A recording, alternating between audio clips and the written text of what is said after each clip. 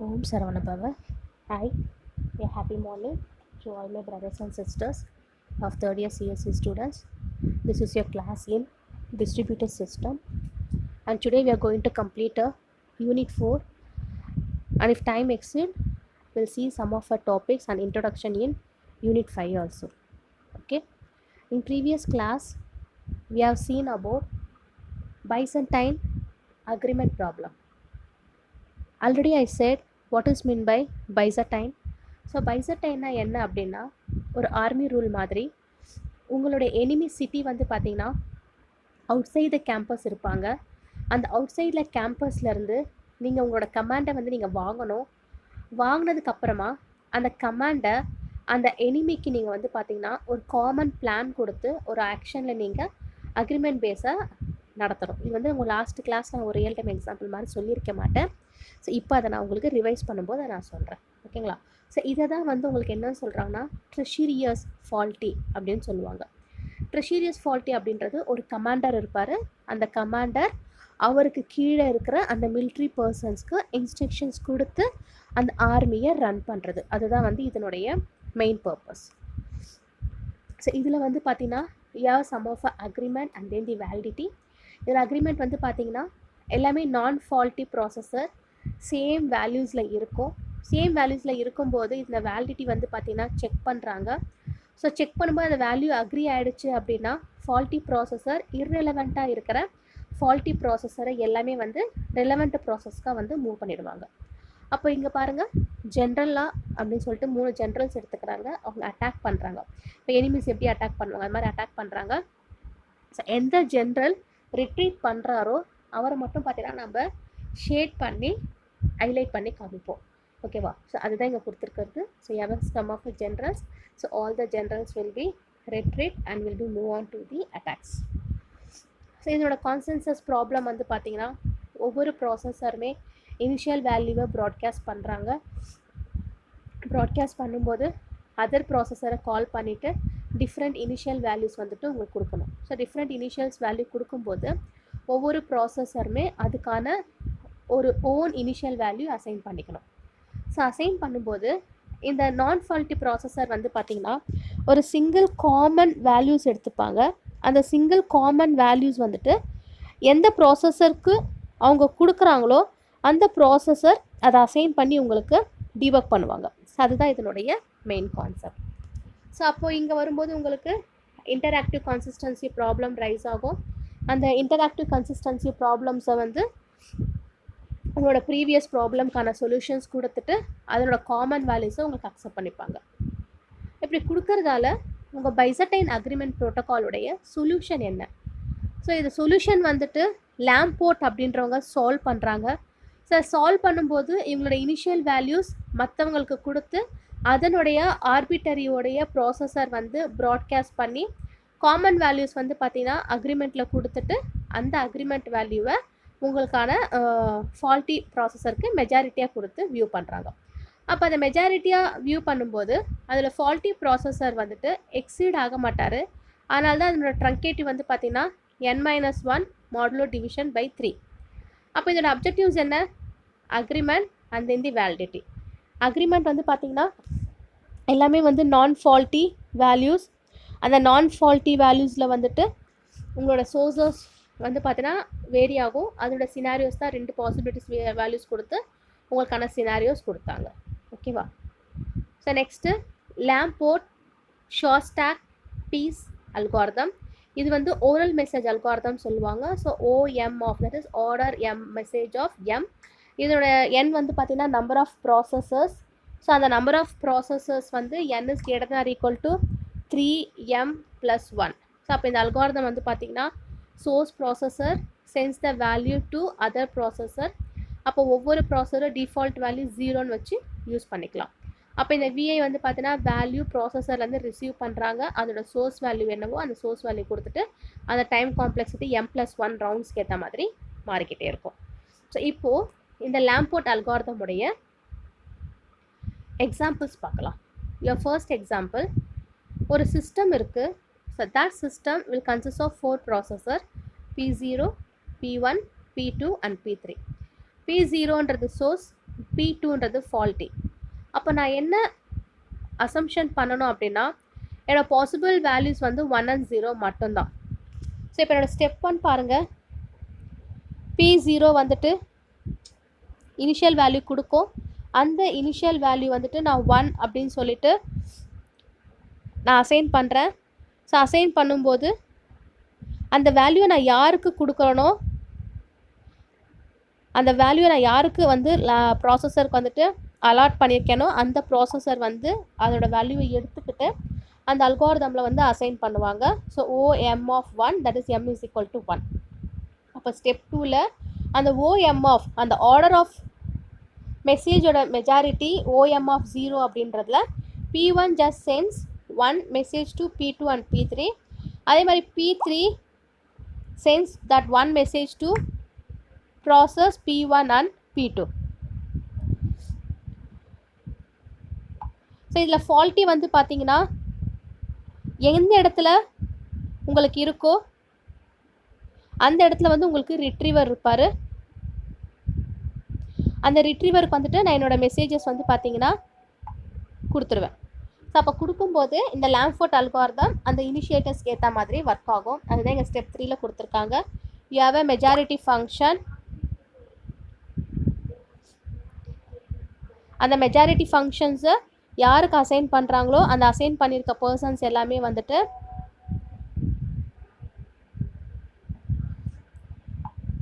Just a minute.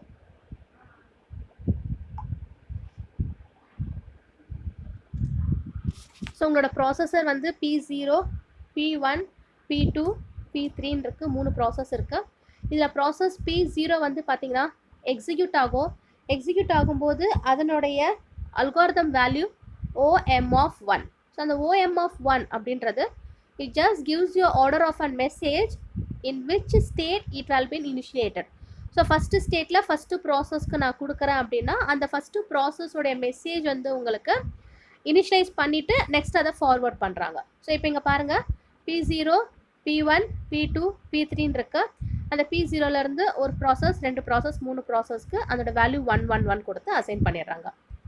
அப்போ இந்த processor will execute P1, P2, P3 with an algorithm of OM of 0.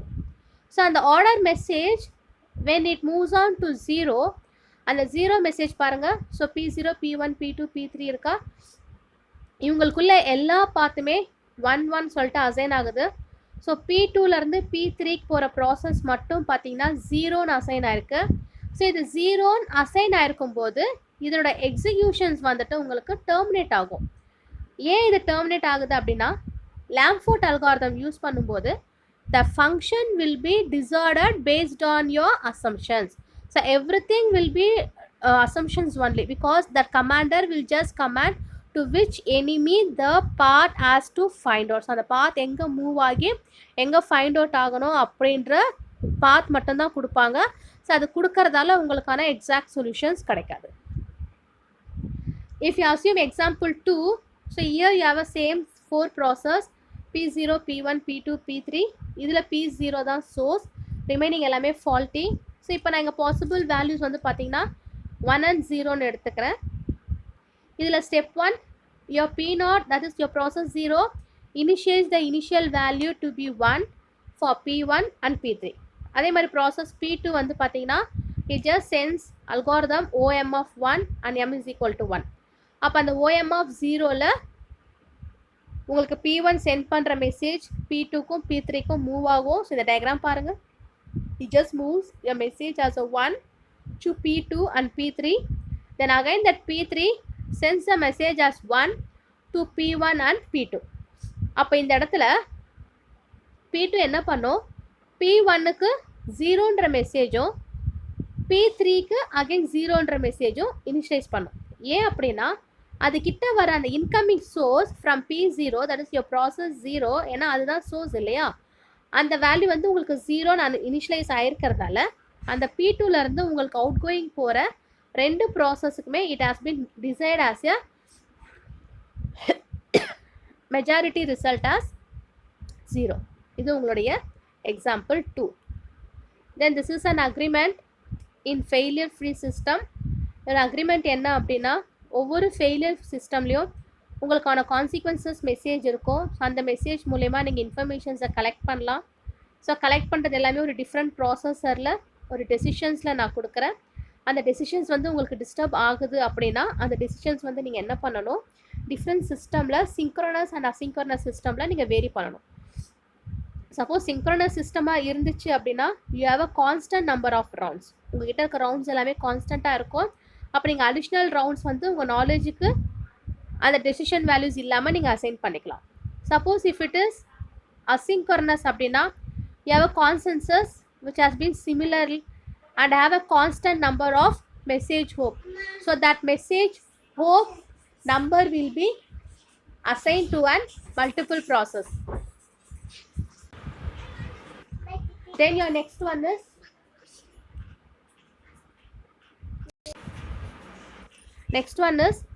this is your last topic in unit 4, that is an agreement in synchronous system with the failure. So you have a sum of synchronous system failures which was based on an Byzantine agreement and then your Lamport agreement. So அது என்ன அப்படின்னு பார்த்தீங்கன்னா, ஒரு consequences fail stop இருக்குது. So அந்த fail ஸ்டாப்பில் வந்து பார்த்தீங்கன்னா இன்டீஜர் எஃப். ஸோ அந்த எஃப் அப்படின்றது your global constant. It contains your maximum number of crash failures which was tolerated to an integer. அதான் அந்த எக்ஸ் வேல்யூ வந்து லோக்கல் வேல்யூவாக எடுத்துக்கிறாங்க. Here you have a process I which execute your consensus algorithm for the crash failure that is around 1 to f plus 1. இப்போ இதோட current value வந்து பார்த்தீங்கன்னா உங்களுக்கு ப்ராட்காஸ்ட் ஆகாது. Suppose if it has bin broadcast it will be given as a x value. Then yj allows your value which was received from your process.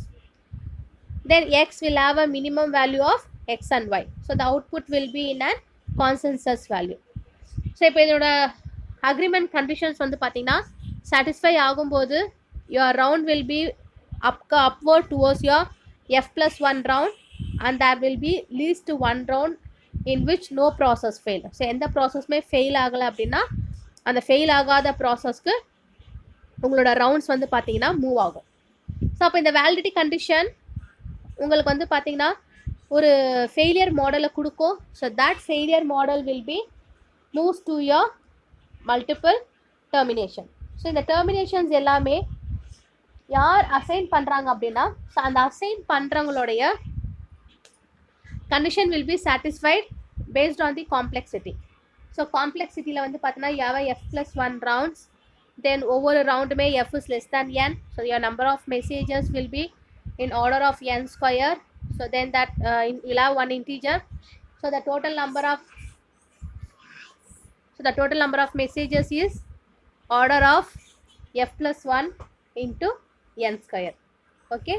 So the f plus 1 அப்படின்னும் போது உங்களுடைய n number of complexity values square root பண்ணணும். Just it takes a twice. So that's all. Your unit 4 has been completed. Okay. So due to a time shortage I will continue my unit 5 in this section itself. So இந்த கிளாஸோட சேர்த்து நான் உங்களுக்கு என்ன பண்ணுறேன், unit 4ஓட நோட்ஸையும் நான் உங்களுக்கு attach பண்ணிடுறேன். ஓகே.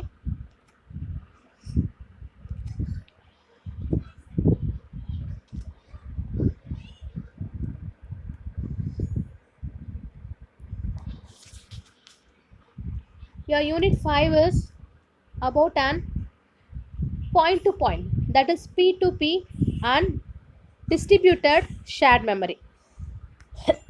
உங்ககிட்ட இருக்க ஷேர்ட் மெமரியை வந்து பார்த்தீங்கன்னா டிஸ்ட்ரிபியூட் பண்ணணும்.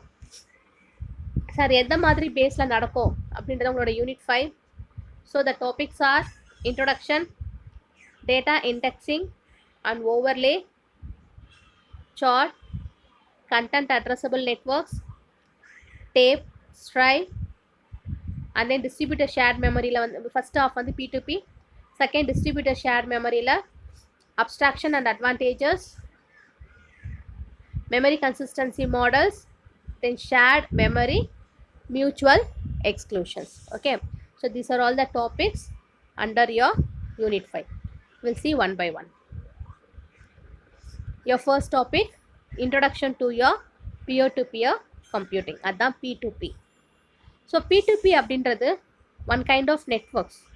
So in the networks la you have a resources and that resources will have a equal nodes. So அந்த ஈக்குவல் நோட்ஸ் எல்லாமே வந்து உங்களுடைய நெட்ஒர்க் பேண்ட்வித்தில் கொடுத்துட்டு அந்த டேட்டாஸ் எல்லாமே வந்து ஷேர் பண்ணிப்பாங்க.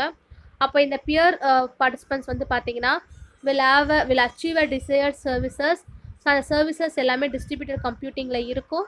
தென் it will be file sharing, distributed storage, communication and will have a real time media streaming. So இதில் வந்து பார்த்தீங்கன்னா no centralised entity to control, அதுக்கப்புறம் ஒரு ஆர்கனைஸ் பண்ணலாம், அட்மினிஸ்டர் பண்ணலாம், then it will maintain the entire system. So உங்கள் peer to peer networks வந்து பார்த்தீங்கன்னா டீசென்ட்ரலைஸ்ட் ஒன். ஏன் அப்படின்னா இதில் நிறைய இம்ப்ளிகேஷன்ஸ் இருக்குது. ஸோ அந்த இம்ப்ளிகேஷன்ஸ் எல்லாமே robustness, availability of informations and fault tolerance. So fault tolerance அப்படின்னும் போது உங்களோட ரிடண்டன்சியை செக் பண்ணுவாங்க. அந்த ரிடண்டன்சியை செக் பண்ணும்போது you have a share responsibility instead of planning. So planning பதில் உங்ககிட்ட இருக்கிற வேல்யூஸ் எல்லாமே வந்து ரிடண்டன்சியில் கொடுத்துட்டு அதை வந்து பார்த்தீங்கன்னா ஆர்கனைஸ் பண்ணுவாங்க. You have some of the characteristics of P2P. Your first one is placement of data object across many host. ஒரு நிறைய ஹோஸ்ட் சிஸ்டம் இருக்கும், அதில் வந்து பிளேஸ்மெண்ட் ஆஃப் டேட்டா ஆப்ஜெக்ட்ஸ் எடுத்துப்பாங்க. ஸோ ஒவ்வொரு பார்ட்டிசிபேட்டிங்குமே வந்துட்டு மிஷின் கான்ட்ரிபியூட்ஸ் ரிசோர்ஸஸ் தான். ஸோ இதோட ஸ்கேலபிலிட்டி வந்து பார்த்தீங்கன்னா large number of objects due to restricted storage.